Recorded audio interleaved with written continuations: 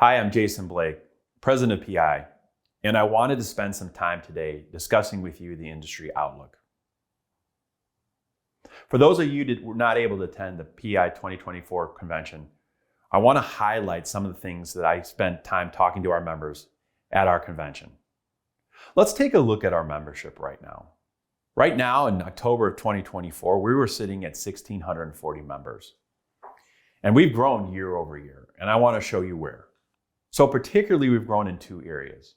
First of all, we grew in the international market, particularly our Latin American folks. There's been substantial growth, over 10% in the last 2 or 3 years. The other area that we've grown substantially is in service and construction. We're seeing that category increase as our market changes and our industry changes, and general contractors really want to have the logo of PEI with them when they're servicing their members. So it lets them know and lets their customers know that they're using our recommended practices.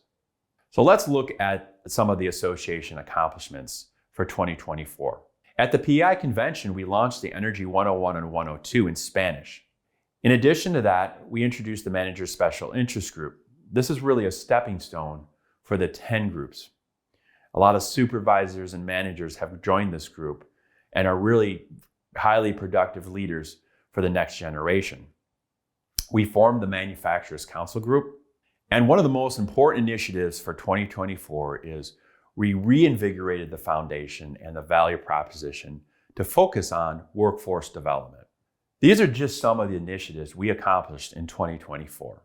I want to take you back in history a little bit and look at industry performance. So I dug up some information from the PEI Profitability Report in 2010. And here are some of the numbers that I discovered. Profit margin, return on assets, return on net worth, and payroll per employee. Let's take a second to look at those numbers. And let's compare that to what we're seeing in 2023. First of all, profit margin is increased. We are becoming more productive as we manage our dollars. And then when we look at our inventory and what we can do with that, we look at the return on assets has increased to 14.7, and return on net worth has increased to 22%. And this number won't surprise you. The payroll per employee has increased to $91,000. But here's a number that you all should be proud of, and it is the total payroll as a percent of revenue. And that stayed pretty much the same. That tells me that we run a very productive organization, but we're continuing to grow. So now let's look at the industry outlook in the survey that you just completed about a month and a half ago. And here are some of the key items I pulled out of it. First of all, 89% of our members surveyed believe the industry is currently stable and are growing. Secondly, 62% of our members surveyed will employ more people in 2025. Number three, 48% of our members currently see the industry as highly competitive. And finally, 70% of our members believe the industry will grow moderately or significantly in the next 5 years. If I were to sum this up, we're a very competitive industry that's growing, but we still need to find the help and the talent to continue to make us grow. Now let's take a look at our industry and wholesale growth.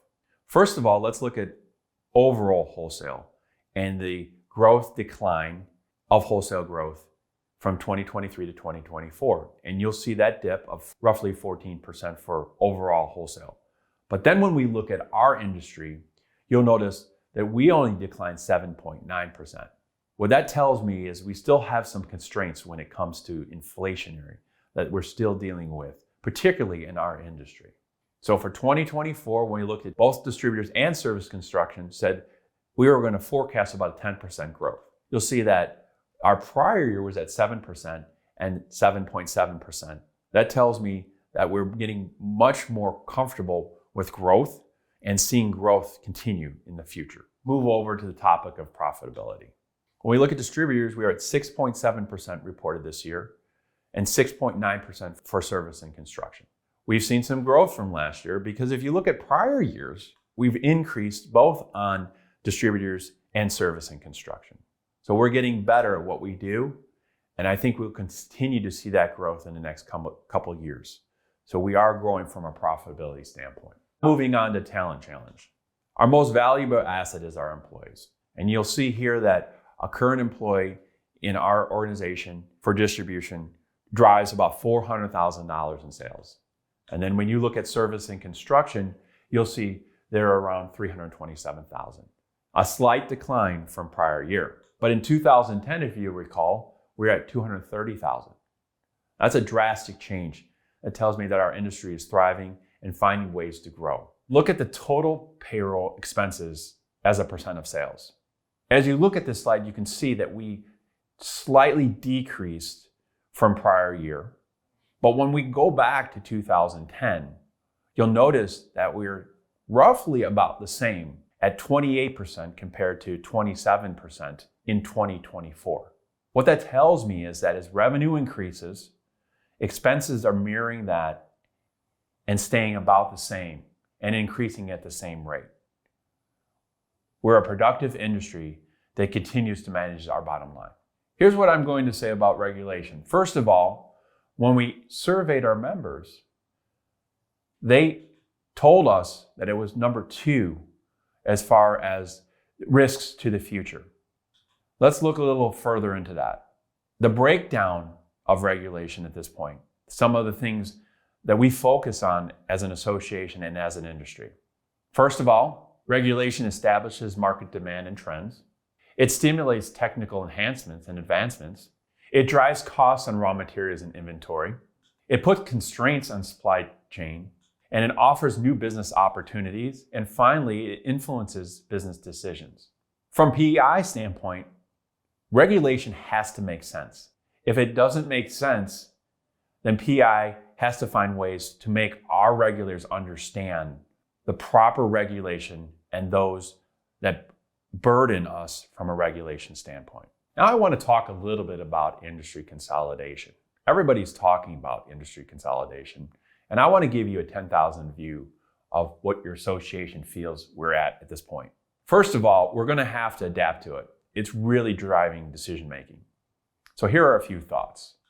First of all, when we look at it from an association standpoint, 30% of our average losses currently at PEI result from consolidation. It will assist in addressing some of the workforce talent issue because as companies get larger, they're investing more and more dollars into workforce in training. It will foster innovation and technological advances. We're seeing that already with some of the new items that are coming out.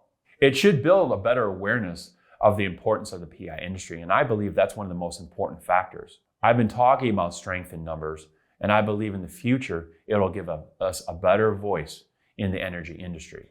And this is not the typical consolidation that's big and complex. If you go into your neighborhood, if you go down to your town, there's a gas station on every corner, and it takes a large distribution network to service these facilities. It's going to take some time to consolidate and be functional. And finally, there's too much opportunity for any size company. We need to focus on being product or service-centric organization and make sure that our customers come first. Let's take a little look at how our members feel about the future. First of all, when you look at this slide in business optimism, we continue to be very optimistic about the future. I want to leave you with one final thought. This picture that you're looking at is Jimmy Newberry and Howard Upton, founders of our association. And in 2026, we will be 75 years old.